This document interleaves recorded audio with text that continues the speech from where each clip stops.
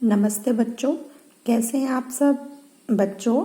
आज हम जो टॉपिक पढ़ने जा रहे हैं उससे पहले आप इस प्रश्न को ध्यान से देखिए। निम्नलिखित शब्दों में अ अथवा बे जोड़कर नए शब्द बनाइए। ये जो शब्द आपको दिखाई दे रहे हैं इनमें आपने या तो अ जोड़ना है या फिर बे शब्द जोड़ना है।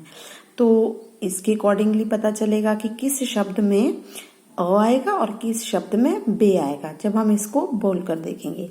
जैसे अज्ञात है तो अगर हम इसमें अ जोड़ते हैं तो क्या बन जाता है, अज्ञात। तो अज्ञात शब्द होता है। अगर बे जोड़ेंगे तो बेज्ञात, ये कोई शब्द नहीं है। इसका मतलब है इसमें जो कुछ शब्द है उसमें अ लगेगा आगे और जो कुछ शब्द हैं उसमें बे लगेगा। तो ज्ञात के आगे हम क्या लगाएंगे, अ। तो हमारे पास शब्द क्या बन जाएगा, अज्ञात। ठीक है बच्चों। इसी तरह से शर्म, अशर्म कोई चीज नहीं होती है तो हमारा जो शब्द बनता है वे है बेशर्म। ऐसे ही काबू, बेकाबू। और आगे देखिए भेद, अभेद। ठीक है। रोजगार, बेरोजगार, अरोजगार कोई शब्द नहीं होता है। भाव, अभाव। तो आपने देखा कि ये जो शब्द यहाँ पर दिए गए हैं, जैसे कि पहला ही शब्द है ज्ञात, तो उसके आगे हमने क्या लगाया, अ। तो जो ज्ञात शब्द था उसका अर्थ ही बदल गया। और क्या अर्थ बन गया, अज्ञात। ज्ञात होता है मतलब जिसके बारे में हमें जानकारी हो। अज्ञात क्या हो जाता है, जिसके बारे में जानकारी न हो। तो बच्चों ये जो शब्द है अ और बे, ये वे शब्दांश होते हैं जिन्हें किसी शब्द के प्रारंभ में हम अगर लगाएं तो नया शब्द बनाया जा सकता है। और साथ ही हम ये कह सकते हैं कि इन शब्दांशों को शब्द से पहले लगाने से, मतलब ये जैसे अ है उसको शब्द से पहले लगाकर उसके हम शब्द के अर्थ को ही बदल देते हैं। तो इन शब्दों को हम कहते हैं उपसर्ग। तो आज का जो हमारा विषय है वह है उपसर्ग। तो आइए अब हम उपसर्ग के बारे में डिटेल में पढ़ते हैं। उपसर्ग क्या होते हैं, सबसे पहले इसकी डेफिनेशन पढ़ेंगे। ये वे शब्दांश होते हैं जिन्हें किसी शब्द के प्रारंभ मतलब शुरू में जोड़कर नया शब्द बनाया जा सकता है, या जो शब्दांश शब्द से पहले लगकर उसके अर्थ को बदल देते हैं उनको हम उपसर्ग कहते हैं। जैसा कि हमने अभी कुछ समय पहले कुछ शब्दों को देखा था। अब उपसर्ग में कौन कौन से उपसर्ग होते हैं, बहुत सारे होते हैं। मैंने यहाँ पर बहुत कम लिखे हैं। जैसे बे, बे का अर्थ है बिना। सु, श्रेष्ठ। ठीक है। अप, लघुता। अनु, पश्चात। अभाव। आपको इनके अर्थ का इतनी ज्यादा जरूरत नहीं है, सिर्फ आपने उपसर्ग देख लेने हैं। ठीक है। अब सबसे पहला उपसर्ग है बे, जिसका अर्थ जो है वो बनता है बिना। तो इससे शुरू होने वाले हम कुछ शब्दों को देख लेते हैं। जैसे कि हमारे पास शब्द है बस, तो उसमें अगर हम बे उपसर्ग जोड़ देते हैं तो हमारे पास शब्द बन जाता है बेबस। ठीक है। जैसे कि उसी में था एक माँ की बेबसी। ऐसे ही आगे देखिए जान शब्द है, तो उसमें अगर बे जोड़ दे तो क्या बन जाएगा, बेजान। जान मतलब वो जीवित है और बेजान क्या हो जाएगा, जिसमें जान ना हो। हिसाब शब्द है, उसमें बे उपसर्ग जोड़ दें तो क्या बन जाता है, बेहिसाब। इसी तरह से बे प्लस सहारा, बेसहारा। बे और उसमें ईमान शब्द जोड़ दें तो क्या बन जाता है, बेईमान। ठीक है। उसके आगे देखिए बे प्लस चैन, बेचैन। तो इस तरह से बे उपसर्ग के हमारे पास इस तरह के शब्द बन जाते हैं। तो आपने देखा कि इसमें जब हम बे उपसर्ग को जोड़ रहे हैं तो बे उपसर्ग का अर्थ है बिना, और साथ में जो दूसरा शब्द है उसका भी कोई ना कोई अर्थ होता है। लेकिन जब हम उपसर्ग को उस शब्द के साथ जोड़ देते हैं, जैसे कि यहाँ पर हमने जोड़ दिया है, तो शब्द का अर्थ ही बदल जाता है। ठीक है। जैसे कि यहाँ पर है बे मतलब बिना, जान क्या है, जिसमें जान हो। और जब हमने जोड़ दिया उस शब्द को बेजान, तो इससे क्या हुआ, जान शब्द का अर्थ ही बदल गया। जान से क्या बन गया, बेजान, जिसमें जान ना हो। तो इस तरह से जो उपसर्ग होते हैं वो अगर किसी शब्द के साथ लग जाते हैं तो वे उस शब्द का अर्थ ही बदल देते हैं या फिर कोई नया शब्द बना देते हैं। तो आइए कुछ और उपसर्गों से बनने वाले शब्दों को भी देखते हैं। अगला उपसर्ग है सु। इसका जो मतलब है वो अच्छे के लिए प्रयुक्त होता है। जैसे पुत्र है तो उसके साथ सु जोड़ देंगे तो सुपुत्र। सु प्लस योग्य सुयोग्य। सुकोमल सुकोमल। सु अवसर सुअवसर। सुमन सुमन मतलब अच्छा मन। मन तो हो गया मन, लेकिन जब हमने सु शब्द जोड़ दिया तो कैसा मन हो गया? अच्छा मन। सुशोभित सुशोभित। तो इस तरह से सु उपसर्ग के हमारे पास यह शब्द हो जाते हैं। और भी बहुत सारे होते हैं लेकिन मैंने कुछ लिखे हैं। अगला उपसर्ग है अप। अप का जो अर्थ है वो होता है हीन या फिर अभाव मतलब कमी। तो हम शब्द बनाते हैं इससे अपमान अपमान।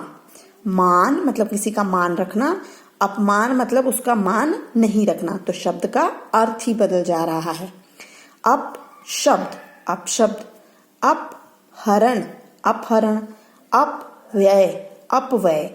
अप होता है कम, ठीक है। व्यय होता है खर्च मतलब कम खर्च करना, ठीक है। अगला उपसर्ग है अनु। अनु होता है पश्चात या फिर क्रम या पीछे पीछे, ठीक है। इस तरह के इसके मीनिंग है। तो हमने शब्द बनाने हैं इससे शासन अनुशासन। तो शब्द क्या बन जाता है? अनुशासन। अनु प्लस सार अनुसार। अनु प्लस चर अनुचर। अनु प्लस गामी अनुगामी, ठीक है।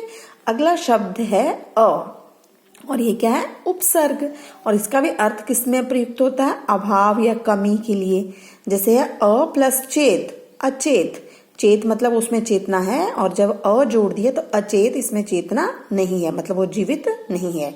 या फिर जीवित तो नहीं कह सकते, हम कह सकते हैं बेहोश जैसे हो जाना है। चेत मतलब जिसमें जो होश में हो, और अचेत जो होश में ना हो।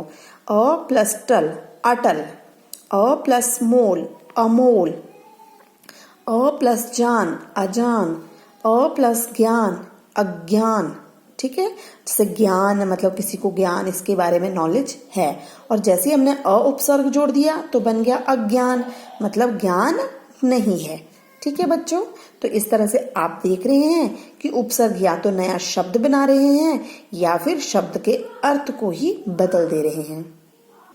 तो बेटा उपसर्ग तो बहुत सारे होते हैं, लेकिन उनमें से मैंने कुछ एक उपसर्गों को लिखा हुआ है।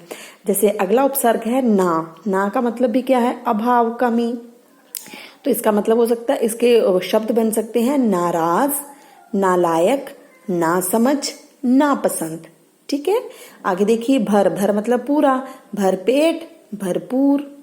कम कम उम्र कमजोर। बच्चों और दूसरी बात आपने ये ध्यान में रखनी है कि जो उपसर्ग हैं वो शब्द के शुरू में ही लगते हैं, लास्ट में नहीं लगेंगे। उपसर्ग कहाँ लगते हैं? शब्दों के शुरू में लगते हैं। आगे है अध। अध पका अध कच्चा अध जला।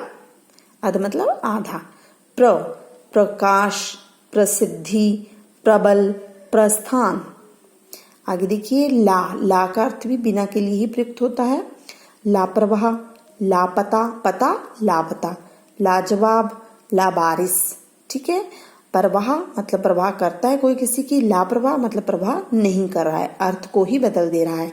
पता किसी के बारे में नॉलेज पता है, और लापता कोई पता नहीं है।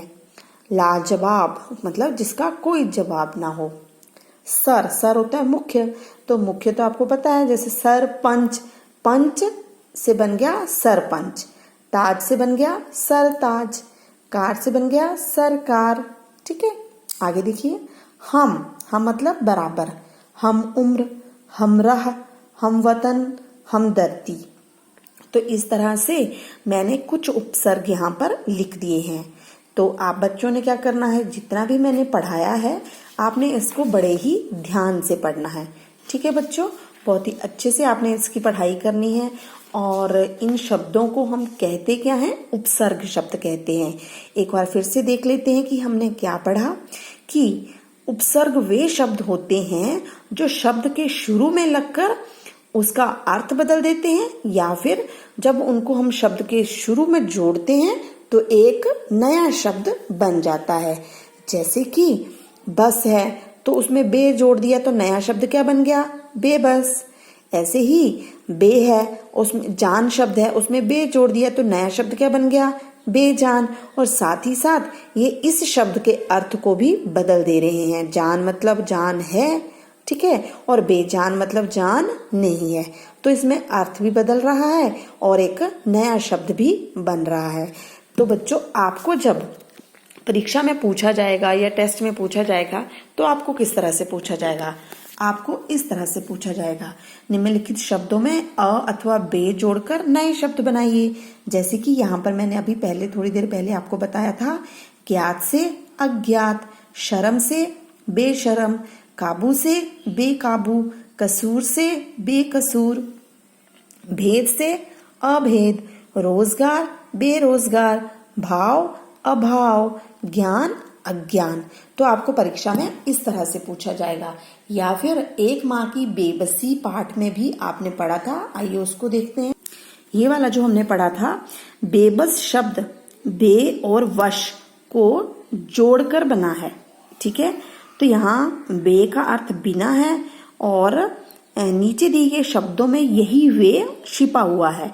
तो आपने जैसे देखा था, बे क्या है? यहाँ पर उपसर्ग है, तो जान में जोड़ दिया बेजान, बेचैन, बेसहारा, बेहिसाब। तो अगले शब्द हमने नए बनाए थे, बेघर, बेशरम, बेजोड़, बेनाम, बेईमान, बेखौफ।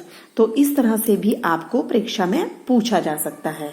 तो बच्चों, आशा करती हूँ कि आपको आज का जो टॉपिक है उपसर्ग, उसके बारे में पूरी जानकारी प्राप्त हो गई होगी। आप कुछ अन्य उपसर्ग भी ढूंढकर लिख सकते हैं। धन्यवाद बच्चों।